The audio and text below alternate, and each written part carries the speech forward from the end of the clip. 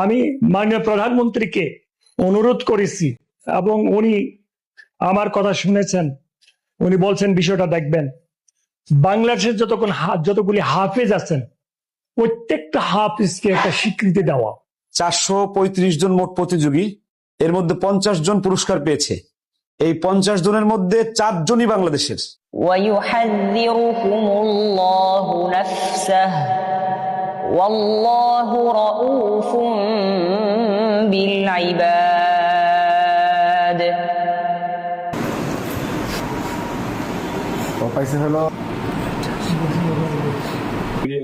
أعوذ بالله من الشيطان الرجيم.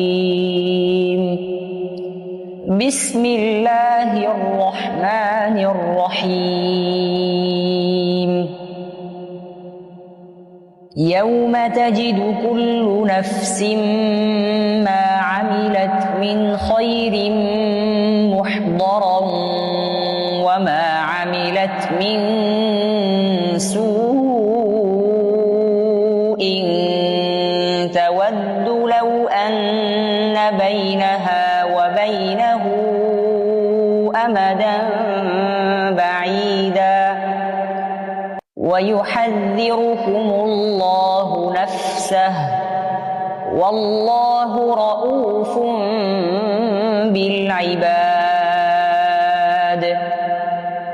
قل إن كنتم تحبون الله فاتبعوني يحببكم الله ويغفر لكم ذنوبكم والله غفور رحيم.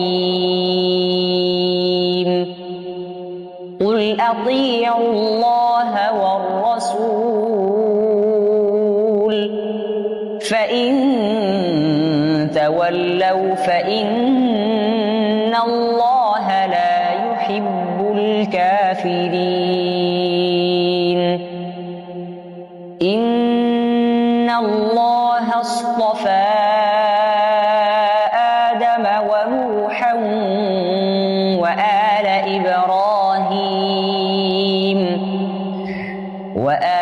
إبراهيم وآل عمران على العالمين. صدق الله العظيم. আমি মাননীয় প্রধানমন্ত্রীকে অনুরোধ করেছি এবং উনি আমার কথা শুনেছেন। উনি বলছেন বিষয়টা দেখবেন। বাংলাদেশের যতগুলি হাফেজ আছেন প্রত্যেকটা হাফেজকে একটা স্বীকৃতি দেওয়া।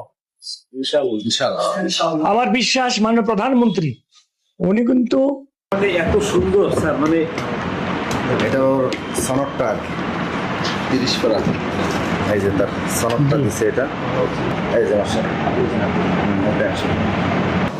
আমরা ওইখানে যাওয়ার পরে যে বিষয়টা আমরা দেখেছি, 435 জন মোট প্রতিযোগী, এর মধ্যে 50 জন পুরস্কার পেয়েছে। এই 50 জনের মধ্যে 4 জনই বাংলাদেশের। তো আমরা আশাবাদ যে আপনার মাধ্যমে ইনশাল্লাহ এই বিশ্বজয়ী হাফেজরা সর্বকালের সর্বশ্রেষ্ঠ সম্মাননা মাননীয় প্রধানমন্ত্রীর মাধ্যমে ইনশাল্লাহ পাবে ইনশাল্লাহ।